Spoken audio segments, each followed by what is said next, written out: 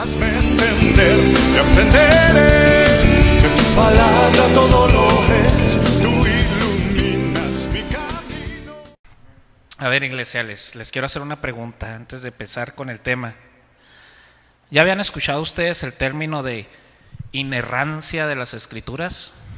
A ver, levanten sus manos, el que ya lo haya escuchado. ¿Ya lo entienden? Levanten. Es que es un término muy teológico para ver un cierto aspecto de la Escritura. Y qué padre que el pastor lo consideró, el pastor Edgar lo consideró para estas conferencias. Y la verdad, yo no me considero un experto en estos temas así que son muy padres. Y admito que el pastor me puso a estudiar un chorro, y a meterme a este concepto y a decir, bueno, ¿cómo lo trasladamos? Que a veces los teólogos lo ponen muy high, ¿cómo lo bajamos y lo aterrizamos para toda la iglesia, ¿no? Y espero que haya hecho un buen trabajo y espero que les sea de bendición de hablar hoy de la inerrancia de las Escrituras. Entonces aquí traje yo una diapositiva, ahorita les voy a estar diciendo cámbienle, pero por lo pronto ahí la dejamos. Bueno, este término, durante toda la historia de la iglesia siempre ha habido ataques frontales contra la palabra de Dios, en especial contra la autoridad de las Escrituras. No se preocupen, ahorita vamos a seguir desglosando estos conceptos. Y el tema de la autoridad de las Escrituras ha sido muy atacado. Dentro de los círculos evangélicos hay cristianos que se denominan conservadores y hay otros que son liberales. Entonces, dentro de la misma iglesia ha habido ataques, defensas y una serie de pláticas, ¿verdad?, contra la autoridad de las Escrituras, pero también ha habido ataques de fuera de la línea, ¿verdad?, de críticos que ponen en tela de juicio la autoridad de las Escrituras. Como los cristianos la quieren poner, ellos la critican y dicen, no es verdad. Entonces, si algo ha sido atacado en todas las eras, en todas las épocas del cristianismo, es la autoridad de las Escrituras. Entonces, ¿cuál batalla ustedes creen que es la más, la más dura para los cristianos? ¿La externa o la interna?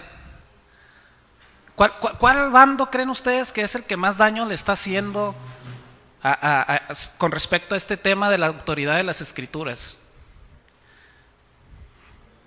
El interno. Y ahora en estos tiempos, esta batalla está tomando tintes, ya no está tan clara, está tomando tintes, yo le puse camuflajeados. Está cada vez más camuflajeada, cada vez más gris, ya no se distingue tan fácil, ¿verdad? Por eso este tema que el pastor puso en esta conferencia es tan vital para la iglesia hoy.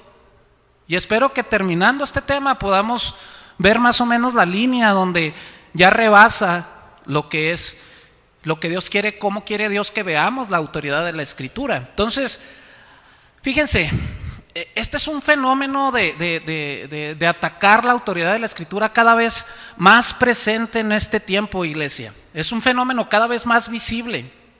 Y es que muchas iglesias locales profesan doctrinalmente un sometimiento total a la autoridad de la Escritura, pero en la enseñanza y en la práctica están subordinando la Escritura a lo secular.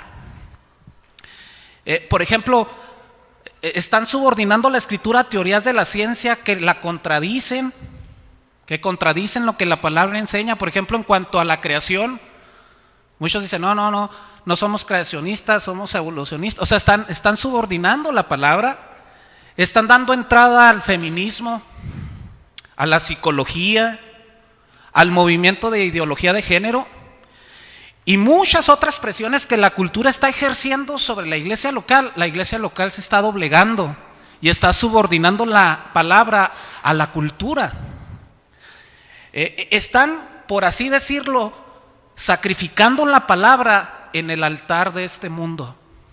Otra vez, están sacrificando la palabra en el altar de este mundo, ¿verdad? Están diluyendo el mensaje de la palabra de Dios para tratar de adaptarlo a este mundo. De hecho, estaba viendo un reportaje que hay una comunidad evangélica en Canadá que tienen una pastora atea, abiertamente atea. Y ellos dijeron, no, queremos a esta pastora. La iglesia se aferró a que fuera su pastora. Y el concilio de esas iglesias, ante la presión, dejó a esta pastora atea. Pero fíjense nada más, es una contradicción enorme, ¿no? Ok, y más cosas vienen, ¿verdad? Y la iglesia las tiene que enfrentar, como decía la hermana Graciela, que estemos firmes, predicando realmente el evangelio, ¿verdad? Y ahora más que nunca la iglesia necesita esto. Entonces, para iniciar quisiera dar algunas declaraciones sobre la autoridad de la Escritura, ahora sí metiéndonos a lleno. Y dentro de estas declaraciones viene el concepto de la inerrancia. Y se los voy a leer y les voy a indicar cuál tiene que ver con la inerrancia de la Escritura. Y aquí es donde quiero que cambien la diapositiva. Ok. Entonces, estas 4 declaraciones hablan sobre la autoridad de las Escrituras. Primero, la Biblia es infalible en su totalidad. Nunca falla en su propósito. Es la primera declaración. La otra, la Biblia es inerrante. Es libre de errores en todo lo que afirma. Número 3, la Biblia es suficiente. Está completa y contienen toda la información necesaria para la vida cristiana. Y por último, como consecuencia, la Biblia es autoritativa y final y tiene el derecho para dictar credos y acciones. Estas son 4 declaraciones sobre la autoridad de la Escritura. Si ustedes se fijan, ¿cuál es la primera declaración sobre la autoridad de las Escrituras? ¿Qué dice? La primera declaración fue la de infalible. ¿Se fijan? Y la puse primero porque es mi intención que la infalibilidad vaya primero. Y esto es porque la infalibilidad de las Escrituras abraza, por así decirlo, el resto de las declaraciones. Abraza la inerrancia, abraza la suficiencia, abraza la autoridad final. La infalibilidad de la Escritura. ¿Sale y vale? Miren, hay un ejemplo muy ilustrativo que nos da el pastor R.C. Sproul en su libro Todos somos teólogos. Y este ejemplo dice lo siguiente. Déjenme se los explico. Por ejemplo, si un estudiante puede tomar un examen de 20 preguntas y lograr las 20 preguntas correctas, ¿cuál va a ser el resultado que vamos a tener? Le da un resultado que es inerrante. ¿Por qué? Porque no se equivocó en ninguna. Entonces el examen es, en ese examen el alumno es ¿qué? Inerrante. Ok. Entonces, sin embargo, la inerrancia en esta área restringida no hace que el estudiante sea infalible, porque en otros exámenes puede tener errores. En ese sí fue inerrante, pero no lo hace infalible. ¿Sí me estoy explicando o no? En esa área sí, pero en todas las demás puede errar, puede equivocarse. ¿Sí? Entonces, por eso decimos que la Biblia es infalible en su totalidad, por lo cual, ¿qué? Es inerrante en su totalidad. ¿Sí? Por eso el concepto de infalible está primero y luego, por consecuencia, la Biblia es inerrante, no erra, no se equivoca. Y es infalible no solamente en áreas restringidas, es infalible en su totalidad. Entonces, iglesia, para profundizar más en lo que acabamos de ver y ser más específicos, vamos a analizar estas 2 afirmaciones que siguen. Vamos a darle a la otra diapositiva. Y vamos a ver como si fueran 2 iglesias diferentes haciendo estas afirmaciones. Siguiente diapositiva. Fíjense, iglesia. Ahí se atoró un poquito.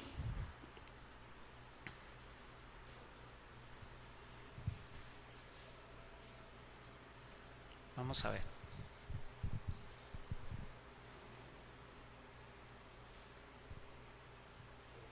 Bueno, las voy leyendo y luego ahorita que las pongan, ¿ok?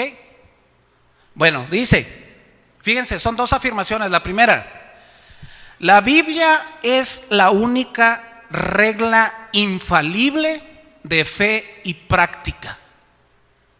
Otra vez, la Biblia es la única regla infalible de fe y práctica. Y luego hay otra afirmación. La Biblia es infalible únicamente cuando habla de fe y de práctica. Parecen iguales, ¿verdad? Pero usted, ¿qué ve aquí en estas dos afirmaciones? ¿Dicen lo mismo o no?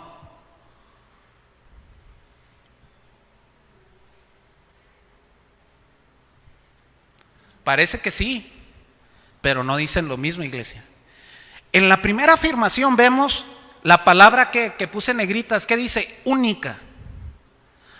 Y esta frase pone a la Escritura como la única fuente infalible, autoritativa para todo lo que creemos de Dios y del universo, y para todo lo que hacemos. No solamente todo lo que creemos, sino todo lo que hacemos.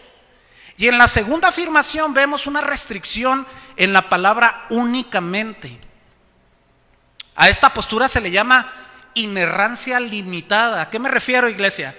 Es donde la Escritura es infalible e inerrante en los asuntos de la fe religiosa y en la práctica.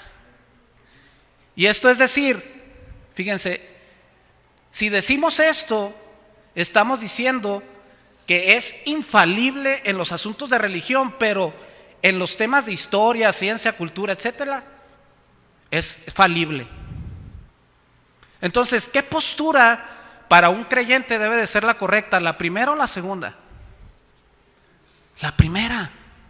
¿Sí? En la primera decimos que la Biblia es la única regla infalible de fe y práctica. O sea, para todo lo que creemos y para todo lo que hacemos. Y en la otra restringe la infalibilidad a decir, no, nada más para las cosas de la religión es infalible, pero en todo lo que diga la Biblia, de historia, de ciencia, de cosas así, ahí sí falla.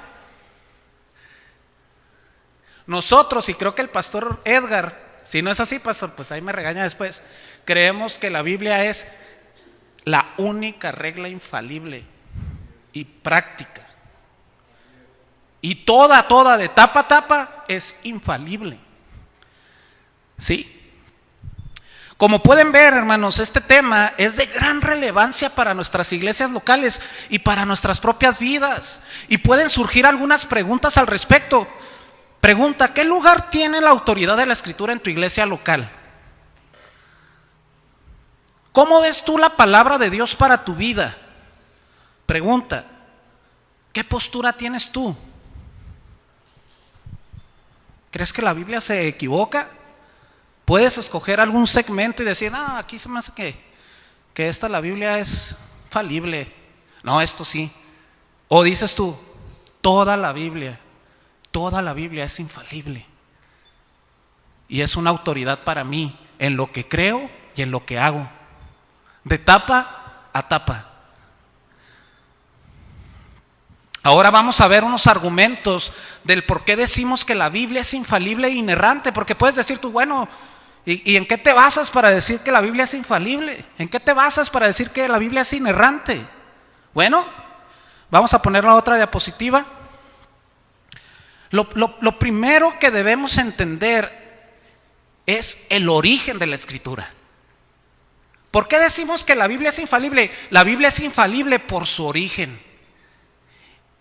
Y el testimonio de la propia Escritura es que la palabra de Dios no gira en torno al hombre. La palabra de Dios gira en torno a Dios. Es Dios revelándose al hombre. La palabra es una revelación especial de Dios para el hombre. Miren, en este mundo, Romanos 1 dice que Dios se le reveló al hombre en lo creado. Esa le llamamos la revelación general de Dios. Dice, nadie tiene excusa para decir que Dios no existe. Pero la palabra de Dios es una revelación especial de Él.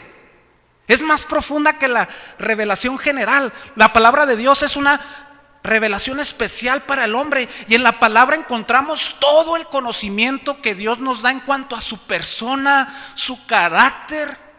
Y es la fuente de donde los hijos nos nutrimos de Él. Por eso la Biblia, si el origen es Dios mismo, por eso la Biblia es infalible. Por eso la Biblia es inerrante. Por eso la Biblia es suficiente. Por eso la Biblia es autoritativa y final. Un creyente, si cree en Dios y cree que la palabra es la palabra de Dios, entonces por default debe de creer que la Biblia es infalible. Por eso el argumento más fuerte es el origen de la palabra para la infalibilidad. Hay un pasaje en la Escritura en el cual ilustra la esencia de la autoridad de la Escritura, y lo encontramos en 2 de Timoteo 3:16. Siguiente diapositiva. Dice: toda la Escritura es inspirada por Dios y útil para enseñar, para redarguir, para corregir, para instruir en justicia, a fin de que el hombre de Dios sea perfecto, enteramente preparado para toda buena obra. Si se fijan, en este pasaje Pablo le menciona a Timoteo y a nosotros que toda, no una parte, sino toda la Escritura es inspirada por Dios. Y la palabra inspirada, hermanos, no es en el sentido que tenemos nosotros, que cuando escribes una carta de amor a tu novia o a tu novio, o te pones a escribir sobre temas de la actualidad y dices: ahora ando inspirado, háganse un lado, me pongo a escribir. No es que estos hombres se sintieron inspirados un día y dicen: ay, voy a hablar acerca de Dios y voy a escribir cosas de Dios bien bonitas. No. El sentido de la palabra inspirar que da Pablo es que la palabra de Dios la palabra es inspirada, es exhalar. Es decir, que aunque fue escrita por hombres, ellos fueron utilizados para plasmar lo que el Señor habló o exhaló de su boca. Entonces, toda y no una parte de la Escritura es la palabra de Dios. Y esto lo podemos ver tan claramente en la consistencia de la Escritura, escrita en muchos años, a través de muchos autores, pertenecientes a diversos contextos culturales, a diferentes profesiones, pero se puede ver una coherencia, una solamente. Y este autor fue uno solo, fue Dios. Porque si yo la pongo, hermana, y la meto un cuarto y la digo: inspírese y escríbeme algo de Dios ahí, por favor, y luego a ella también la meto en otra, a ver, escríbame algo de Dios usted, sin tener antes la Biblia, creo que todos tendrían muchas discrepancias, ¿eh? Imagínense en siglos de separación, no en cuartos. Imagínense con niveles diferentes de cultura. Unos eran ganaderos, otros eran médicos, otros eran reyes, ¿verdad? Y todos teniendo una coherencia de tapa a tapa. La palabra fue inspirada, exhalada por Dios, y se escribió lo que Dios quiso que esas personas escribieran.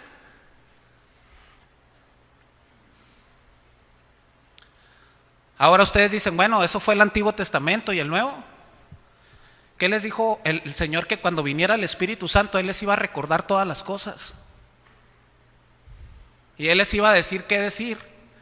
Entonces lo que escribieron en las epístolas fue parte de la promesa de Dios, que el Espíritu los iba a inspirar a ellos. Por eso el Nuevo Testamento también fue inspirado por el Espíritu Santo. Y el Espíritu Santo es Dios. Entonces, toda la Biblia es inspirada por Dios. Entonces, este es el fundamento de la autoridad de las Escrituras, de su infalibilidad, de su inerrancia, de su suficiencia. Toda la Escritura es la misma palabra de Dios. Sigue otra diapositiva. Benjamin B. Warfield escribe en su libro La inspiración y la autoridad de las Escrituras la siguiente frase: cuando la Biblia habla, Dios habla. Y eso es lo que sostenemos los cristianos. Por eso le damos tanta importancia a este libro, a esta revelación especial, a esta escritura. Es la palabra de Dios, Dios hablando al hombre, Dios revelándose al hombre.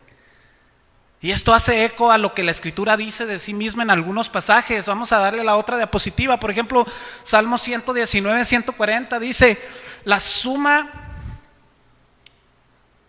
sumamente pura es tu palabra y la ama tu siervo. En el Salmo 119, 60, la suma de tu palabra es verdad y eterno es todo juicio de tu justicia. Salmo 19, 7 dice: la ley de Jehová es perfecta, que convierte el alma. El testimonio de Jehová es fiel o es confiable, que hace sabio al sencillo. La siguiente, Isaías 55, 11 dice: así será mi palabra que sale de mi boca, no volverá a mí vacía, sino hará lo que yo quiero y será prosperada en aquello para que la envié. Este es el testimonio que la misma Escritura da de sí misma. Es perfecta, es pura. Pura es sin nada de contaminación. Lleva el propósito de Dios y toda se va a cumplir y toda va a ser el propósito que Él dijo. No hay ninguna que se vaya a quedar sin cumplir. Ahora dices tú, bueno, algunos podrían decir, bueno, esto es lo que decían los judíos de la palabra, ¿verdad? Así la veían ellos, pero no podemos decir que así sea, que sea pura, perfecta, porque los judíos estaban bien fanaticados con la ley, con los profetas y con todo eso. Pues así la veían ellos. Bueno, hermanos, entonces vamos a ver ahora qué opinaba Jesús acerca de las Escrituras. Porque nuestra postura ante las Escrituras no puede ser menor a la que Jesús tuvo, ni mayor a la que Jesús tuvo. O sea, podemos decir que Jesús es nuestro estándar, si somos cristianos, y a ver qué tan exagerados estaban los judíos, ¿no? ¿Qué les parece? Entonces, veamos en qué lugar tenía las Escrituras Jesús y vamos a ver algunas de sus afirmaciones. Siguiente diapositiva. Juan 17, 17 dice: santifícalos en tu verdad, tu palabra es verdad.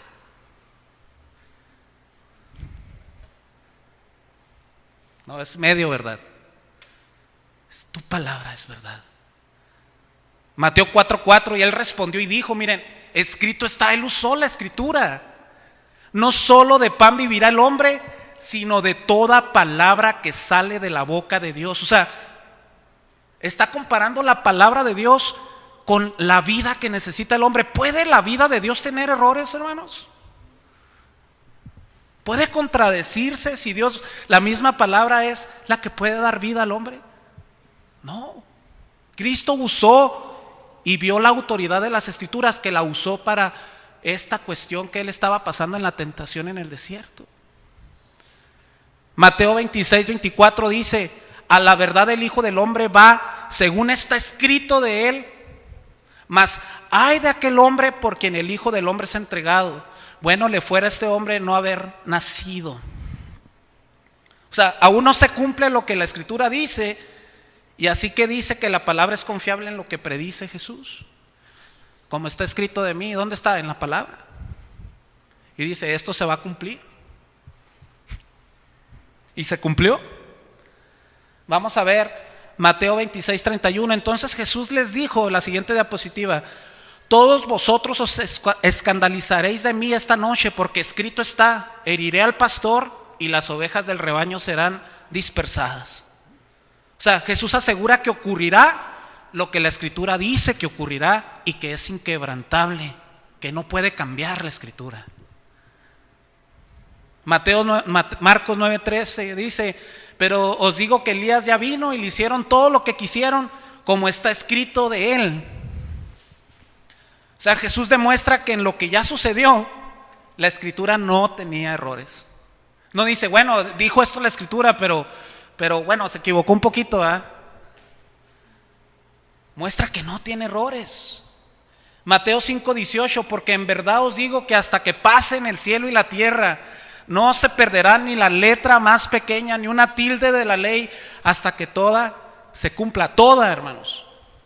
O sea, Jesús nos habla de la relevancia de la Escritura por todas las generaciones. O sea, si tú dices, la Biblia es relevante hoy, es relevante, porque es eterna. Porque el cielo, la tierra pasarán, mas mi palabra no perecerá y va a permanecer para siempre. La escritura va a quedar invalidada hasta que se cumpla lo de Apocalipsis, hasta la nueva Jerusalén, y que estemos viviendo todos ahí, a ver qué más pasa, ¿verdad? Hasta el lente que nos da la Biblia, entonces ya estamos ahí, ¿no? Entonces la Biblia sigue siendo relevante, sigue siendo fulgurante, sigue siendo brillante, sigue siendo, como dice, más que el oro. Porque fuera de ti no deseo nada en esta tierra, ¿verdad? Nada deseo en esta tierra más que ti. Salmo 119 nos habla de alguien enamorado por la palabra de Dios. Y así creo que debemos estar todos. Pero fíjense, esta es la postura que tenemos de Cristo. O sea, ¿cómo veía Cristo la Escritura? Aquí vemos la alta autoridad que Jesús le daba a la Escritura. De hecho, la Escritura valida que Él es el Mesías. Él vino a cumplir la ley. Por eso decía, escrito está, miren, todo lo que diga la Biblia, como está escrito, que esto tenía que es el cumplimiento de esa palabra, ¿no? Así que, hermanos, imagínense que Jesús hubiera dicho esto de la Escritura sabiendo que no era verdad. ¿Qué implicaciones hubiera tenido que Jesús le hubiera dado autoridad a la Escritura, pero que se estuviera él equivocando y decir, bueno, Jesús que es infalible, o sea, lo que dice de la creación no es cierto, Jesús? ¿Por qué dices que la palabra es verdad? ¿Qué hubiera implicado que Jesús aún así él hubiera dicho, la palabra es verdad? Y nomás me voy a fijar en lo que habla de mí, ¿verdad? Pero lo demás no, o sea, aquí vemos que él habla de toda la Escritura. Y cuando se refiere a algo del antiguo, él no dice, bueno, miren, no estoy seguro, o sea, yo si no sé de un tema, si no estoy seguro, yo si soy maestro, yo les digo, miren, no estoy muy seguro, hermanos, pero esta es mi postura personal. O sea, no la estoy afirmando como verdad, o sea, es mi postura, miren, les voy a decir mi postura. Pero ¿cómo Jesús se atrevió a decir, de cierto os digo, pum, y así está escrito de mí, ¿verdad? Y esto, y que la palabra es verdad, y con qué autoridad moral? A lo mejor nos hubiera engañado a todos, pero qué efecto tendría que Jesús hubiera sabido que no era verdad y hubiera dicho que era verdad. La primera implicación es que Él no hubiera sido nuestro Salvador. Él no hubiera sido el sacrificio perfecto y sin mancha que llevaría el pecado de todos nosotros. Una sola mancha, un solo pecado en Jesús lo hubiera descalificado para ser nuestro sacrificio. Por eso nosotros creemos que Cristo fue hombre, pero sin pecado. Y delante de Dios esta mentira hubiera sido un pecado. Mi pregunta es, hermanos, ¿el sacrificio de Cristo fue aceptado por el Padre? Sí. ¿En dónde lo sabemos? Porque nuestro Señor resucitó. Y al resucitar confirma que lo que dijo era verdad. Y confirma que Dios aceptó su sacrificio. Y confirma que Él es veraz. Y que Él es el Salvador. Y que Él es el Señor. Así que como creyentes no debemos desconfiar de la infalibilidad y de la inerrancia de las Escrituras. Porque Cristo es nuestra carta y podemos confiar en la palabra. Quiero cerrar esta plenaria hablando de las implicaciones prácticas de la infalibilidad y de la inerrancia de las Escrituras. Estaba leyendo un artículo de Alisa Childers, si gustan puedo postearlo después para que lo lean en el Facebook de la Iglesia Logos. Donde habla que en la actualidad está surgiendo una corriente de cristianismo progresivo, donde crean un ambiente perfecto para el que busca organización, aceptación e innovación en la manera de hacer iglesia. Y quiero decirles una cosa, esto no está de todo mal, ¿verdad? De todo mal. Qué bueno sería que Dios nos diera más y más creatividad para presentar mejor el evangelio a esta cultura, pero el problema está en el lugar que pone en la escritura, en todo lo que se cree y en todo lo que se hace. Y desgraciadamente muchos prefieren pasar esto por alto y elevan más la manera de hacer iglesia que el lugar donde ponen la escritura. Dicen, a fin de cuentas, si esto se ve tan próspero, ¿no será una señal que Dios los esté confirmando? Aguas. Hay iglesias de sana doctrina grandes. O sea, yo no estoy en contra de esto, pero si eso sacrifica la verdad, aguas. Basado en este artículo, hay 5 peligrosas señales que una iglesia esté saliendo de su verdadero propósito, y las voy a enumerar, hermanos. Y voy a decir algunos comentarios para que puedas tú entender lo que te estoy tratando de decir. Número 1, la primera señal peligrosa que hay que ver en una iglesia que está subordinando la autoridad de las escrituras. Tienen la siguiente diapositiva, perdón. Creo que tienen una opinión rebajada de la Biblia. Y les voy a decir algunos comentarios que tú puedes escuchar. La Biblia es solo un libro humano.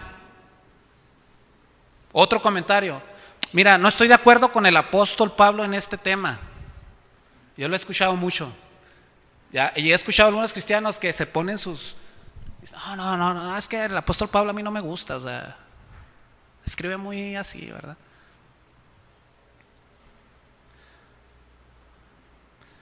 O sea, a veces cuando dicen, es que el MacArthur, digo yo no tengo ese conocimiento como para estar hablando así de otro hermano. A veces somos tan orgullosos, pero lo grueso es que lo ponen con la Biblia, ¿verdad? Y luego otros dicen, chequen, la Biblia contiene la palabra de Dios. Suena bonito, hermanos. Pero es muy diferente decir la Biblia es la palabra de Dios. Aguas, esa es una señal. Tienen una opinión relajada de la Biblia. Número 2, enfatizan más los sentimientos que los hechos. Ahí van estas frases, Ese versículo, hermano, no encaja conmigo. Creía que la homosexualidad era pecado hasta que conocí a unas personas gays, hermano. Si viera qué amables son. Otra, no puedo creer que Jesús enviaría a personas buenas al infierno, hermano. Para empezar, ahí tiene un concepto erróneo de lo que es la bondad del hombre, ¿no? Que no es bíblico. Pero ese sería otro tema. Pero son cosas así medio nebulosas que eso es otra señal, ¿verdad? Número 3, reinterpretan doctrinas cristianas esenciales. Miren, esto se los voy a leer. John Pavlovich, autor progresista, escribió, dice, no existen vacas sagradas. La tradición, el dogma y la doctrina están sujetas al debate, ya que todos pasaron por las manos de una humanidad imperfecta. Dice, los cristianos progresivos frecuentemente están abiertos a redefinir y reinterpretar la Biblia, especialmente en los temas candentes de la moralidad, como la homosexualidad y el aborto, y de la doctrina, como la concepción virginal y la resurrección corporal de Jesús. Ellos dicen, la única vaca sagrada es que no existen vacas sagradas.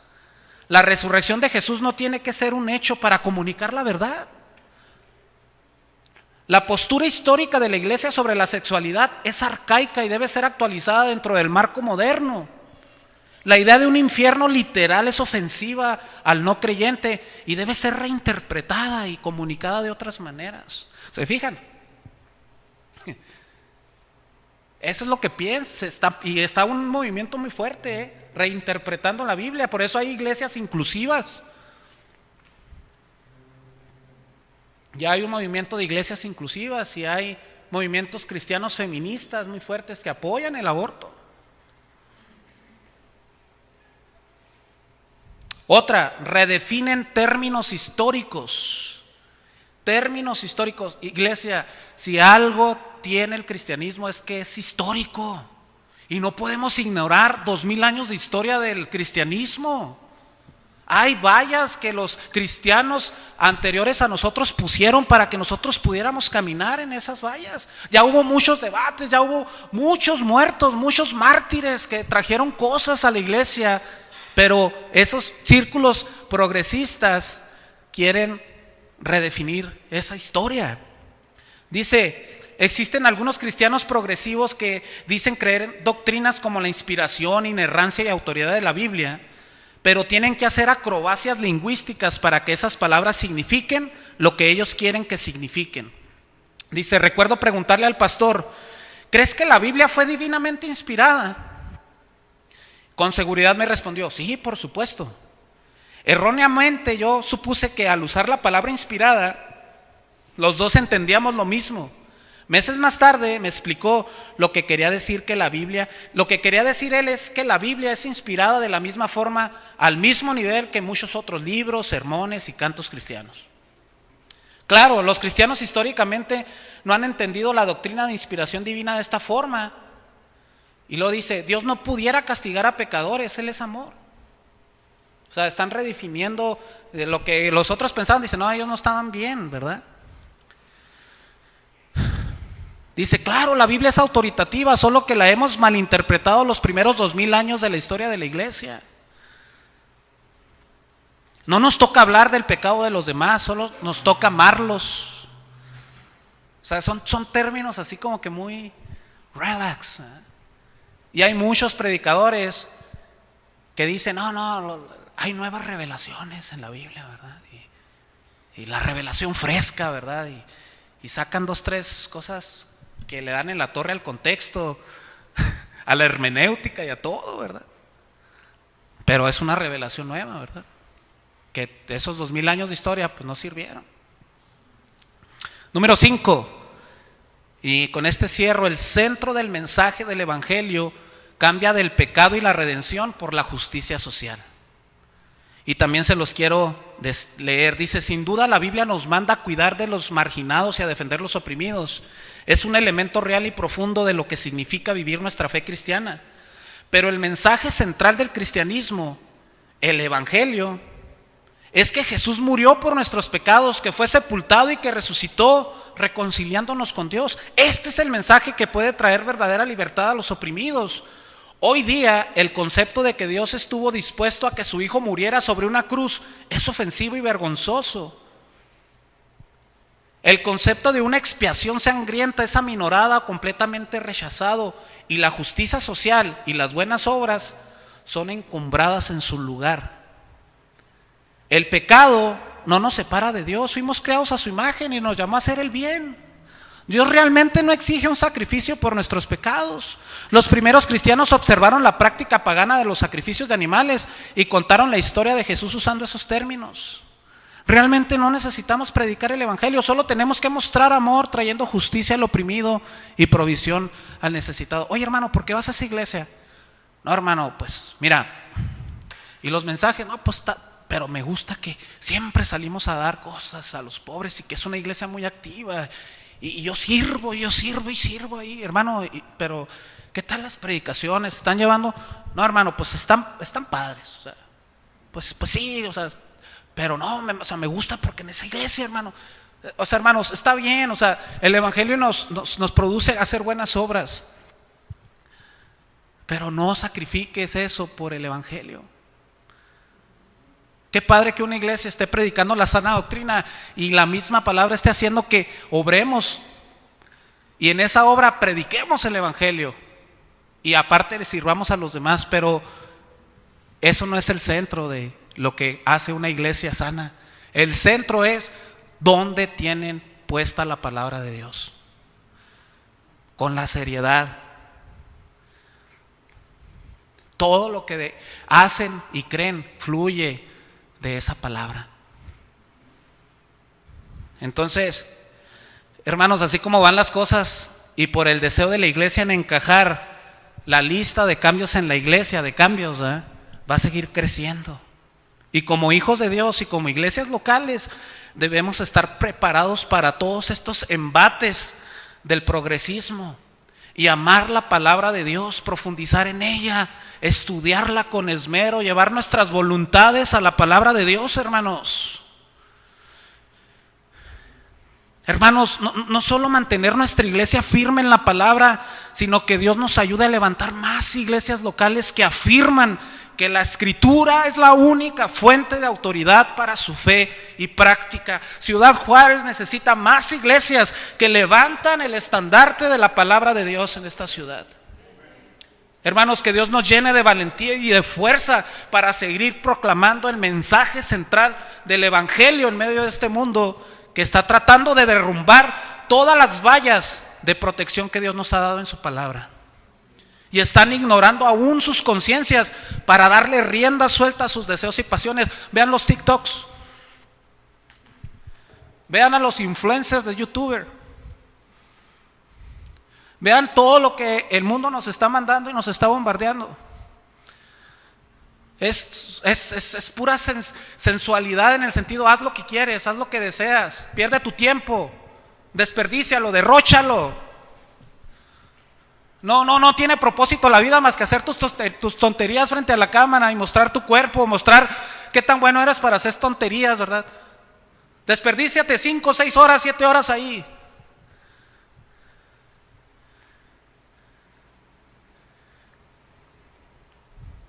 Jóvenes, este es el mundo al que se están enfrentando ustedes y deben tomar una decisión. ¿Quieren ser perezosos, amigos del mundo, entretenidos en sus grupos de jóvenes con buena música, predicaciones light que no te ofenden, buena música, buena botana?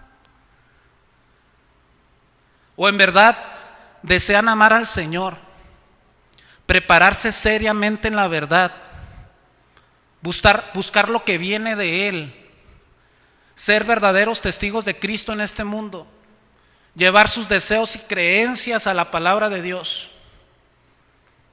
Tienen que decidir. No podemos camuflajearnos más y no podemos ser cobardes a lo que Dios nos está llamando a hacer. A nadie le gusta leer ya. Ya no toman notas en los sermones. Ya no están pensando en comprarse una nueva Biblia porque le quieren sacar más jugo, ¿verdad? Ya no están preocupados, ¿qué más piadoso voy a hacer? Mi vida de oración, mi vida de la lectura. Ya fallé la semana pasada, yo dije, me voy a levantar y voy a leer la Biblia, pero no veo ese tipo de preocupaciones en que, ay, no, y ¿sabe qué, pastor? No la armé, pero voy a hacer otro plan, otra estrategia, ¿verdad? No veo preocupaciones por ser jóvenes piadosos.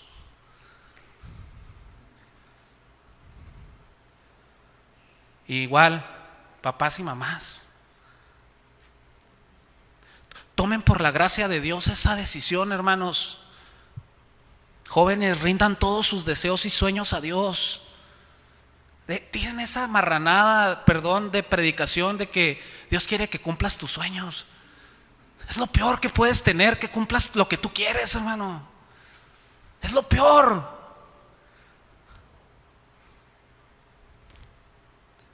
Rindan sus sueños y sus deseos a Dios. Ahí van a estar seguros. Jóvenes, deseo una generación que no quieran otra cosa más que a Cristo. No escucho a esta generación gritando, dame a Cristo, déjate de burradas ahí. ¿Para qué me dices? Dame a Cristo, enséñame cómo es Cristo, dame a Jesús. No oigo a esta generación gritar, dame TikToks, dame diversión, dame otro video gracioso para reírme, ¿verdad? Dame más likes.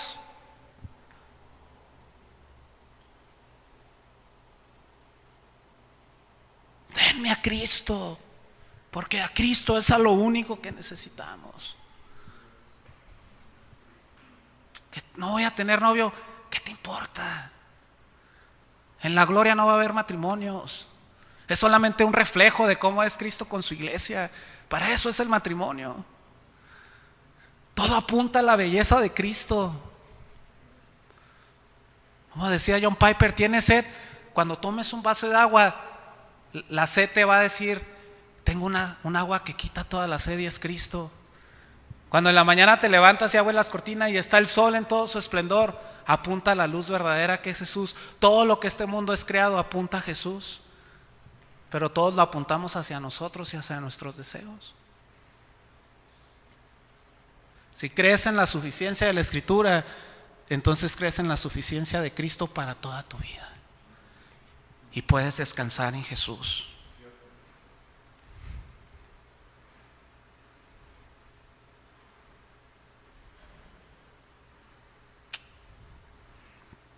Yo traigo traigo una carga por esta generación.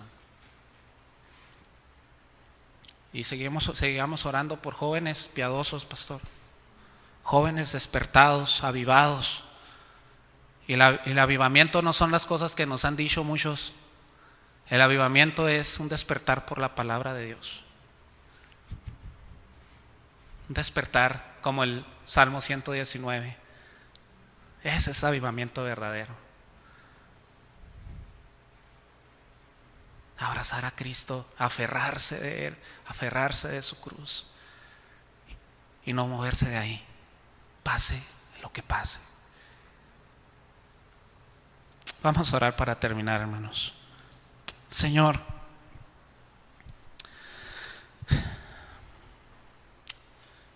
yo también reconozco que necesito esto en mi vida. Tu palabra es viva y eficaz. Tu palabra es viva y eficaz. Tu palabra es viva y eficaz.